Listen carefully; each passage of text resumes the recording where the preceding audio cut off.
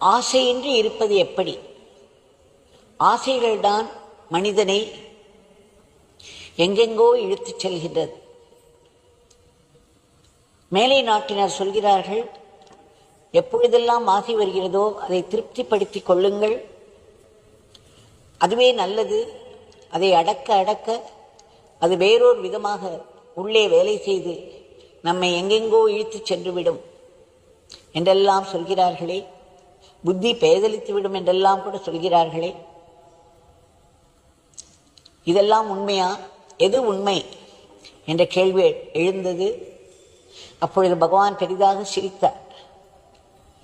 ஒவ்வொரு ஆசையையும் நாம் பூர்த்தி செய்து கொண்டே போனால் அதற்கு முடிவு ஏது? ஒரு ஆசையை பூர்த்தி செய்யும் பொழுது இன்னொரு ஆசை குதித்து எழும்.